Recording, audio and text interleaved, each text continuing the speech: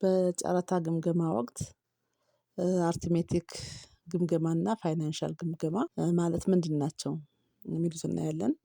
አብራችሁን ቆዩ። እንግዲህ አንድ መንግስት መስሪያ ቤት ጨረታ በሚያወጣበት ጊዜ ጨረታ ሰነዱ በሁለት ኢንቨሎፕ ታሽጎ እንዲቀርብ ከጠየቀ በዛ መሰረት የሚቀርቡ የጨረታ ሰነዶች እነዚህን ሁለት የመገምገሚያ መስፈርቶች ማለፍ አለባቸው።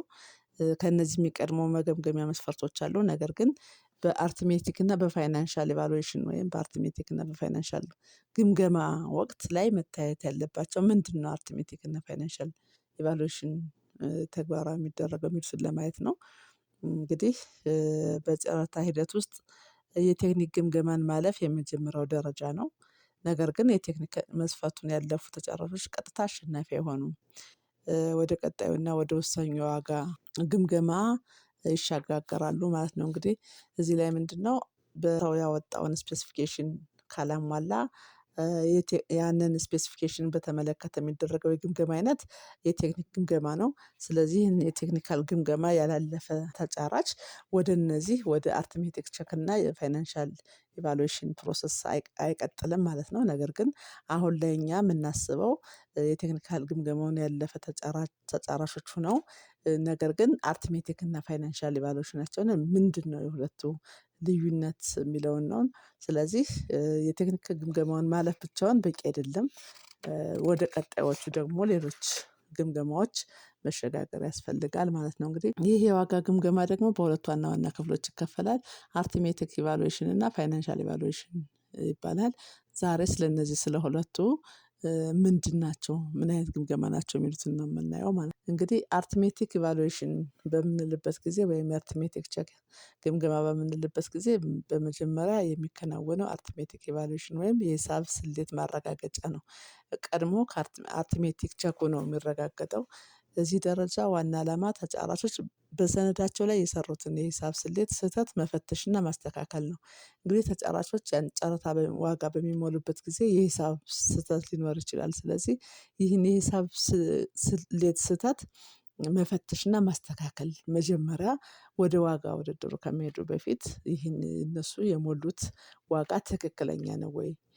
ኳንቲቲው እና ፕራይሱ ምን ያህል በትክክል ተባዝቶ ተቀምጧል ወይ የሚለውን ነገር ማረጋገጫ ነው። እነዚህን እዚህ ደረጃ ላይ የግምገማ ኮሚቴው የሚከተሉትን ነገሮች በጥብቅ ይፈትሻል። እንግዲህ ይህንን ስራ የሚሰሩ ኮሚቴዎች ይህን ግምገማ የሚያከናውኑ ኮሚቴዎች በአርትሜቲክ ኢቫሉዌሽን ጊዜ የሚከተሉትን ነገሮች መስራት መቻል አለባቸው ማለት ነው። የመጀመሪያው የነጠላ ዋጋና ብዛት ስሌት እንግዲህ ለመስሪያ ቤቱ የጠየቀው ኳንቲቲ አለ። ለምሳሌ ብዛቱ 10 ቢሆንና የነጠላ ዋጋው ደግሞ ተጫራቹ ያቀረበው ሁለቱ ትክክል ናቸው ወይ? በትክክል ተቀምጠዋል ወይ? ድምርና ጠቅላላ ድምሩ ምን ያህል ነው?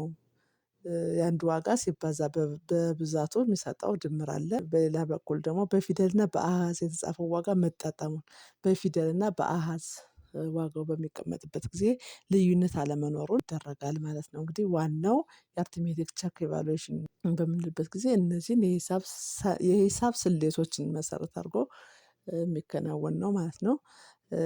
ለምሳሌ አንድ ተጫራች 1000 ኩንታል ሲሚንቶ በአንድ ዋጋ 2000 ብር በአጠቃላይ 2 ሚሊዮን ብር የሚያወጣ ብሎ ሞልቶት ቢሆንና ነገር ግን ሲጽፍ ማባዣው በዚህ ሁኔታ 2 ሚሊዮን ብር የሚያወጣ ሲሆን ነገር ግን 1,800,000 ብር ብሎ ቢሞላው እንዲህ አይነት ሚስቴኮችን የሚስተካከሉት በዚህ በአርትሜቲክ ኢቫሉዌሽን ጊዜ ነው ማለት ነው። ሁለተኛውና የመጨረሻው ደረጃ ደግሞ ፋይናንሻል ኢቫሉዌሽን ይባላል። ይህ የሚደረገው አርትሜቲክ ስህተቶች በሙሉ ተስተካክለው ካለቁ በኋላ ነው። እንግዲህ የአርትሜቲክ ግምገማው ማለቁ ከተረጋገጠ በኋላ ወደ ፋይናንሻል ሰነዶችን ወደ መክፈት ይኬድና እነዚህን ፋይናንሻል የሆኑ ነገሮች ይታያሉ ማለት ነው። እዚህ ደረጃ ላይ የኮሚቴው ትኩረት ስሌት ማስተካከል ሳይሆን የዋጋ ውድድርን ማወዳደር ነው። በዚህ ደረጃ የሚከተሉት ነገሮች ይታያሉ። እንግዲህ እዚህ ላይ ስሌትን ማስተካከል ሳይሆን የዋጋ ውድድርን ትኩረት ይደረጋል። የተስተካከለው የመጨረሻ ዋጋ እንግዲህ በአርትሜቲክ ቼኩ የተስተካከለው የመጨረሻው ዋጋ ምክንያቱም በዋጋቸው አንዱን ከአንዱን ሊወዳደሩ ስለሆነ የመጨረሻ የተስተካከለውን ዋጋ ያያል። ተጫራቾች የሰጡት ቅናሽ ወይም ዲስካውንት ካለ እሱን እንዲቀነስ ይደረጋል። የግብርና ሌሎች ክፍያዎችን ማስተካከል፣ ተጫራቾችን ዋጋ እርስ በርስ ማወዳደር፣ ተጫራቾች እነዚህን ነገሮች ከግምት ውስጥ አስገብቶ የተጫራቾችን የእርስ በርስ ውድድር ይደረጋል ማለት ነው። እንግዲህ የፋይናንሻል ኢቫሉዌሽን ዋና ዓላማ ከቴክኒካል ግምገማ ያለፉትን ተጫራቾች የመጨረሻ የተስተካከለ ዋጋ እርስ በእርስ በመወዳደር ለአሰሪው መስሪያ ቤት ዝቅተኛ ወይም ኢኮኖሚያዊ ተመጣጣኝ ዋጋ ያቀረበውን አሸናፊ መለየት ነው። እንግዲህ ዋናው የዚህ ፋይናንሻል ኢቫሉዌሽን ተግባር ምንድነው?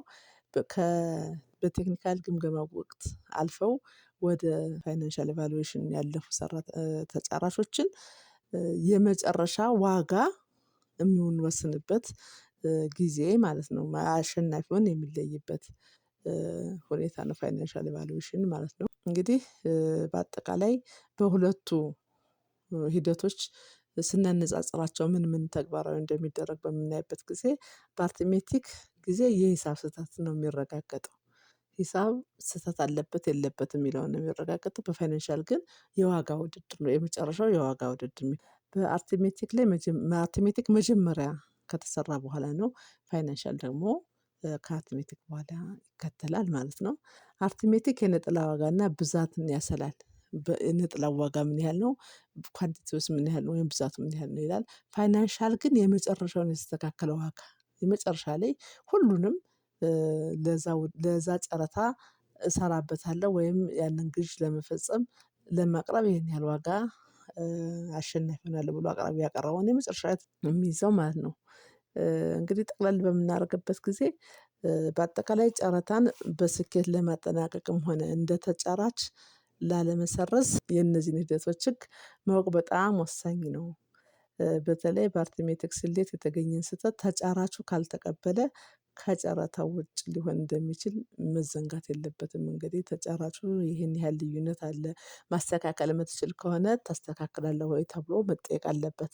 አይ አላስተካከለም እኔ በዚህ ዋጋ አያዋጣኝም የሚል ከሆነ ከዚህ ጨረታ ላይ እንዳይሳተፍ መደረግ መቻል አለበት ማለት ነው። እንግዲህ ስለ ጨረታ ግምገማ ያዘጋጀሁት ቪዲዮ ይሄን ይመስላል። ለተጫራቾች ለግዥና ፋይናንስ ባለሙያዎች ይጠቅማሉ ካላችሁ ቪዲዮውን ሼር አድርጉት። ቻናላችንም ሰብስክራይብ በማድረግ ቤተሰብ ሁኑ።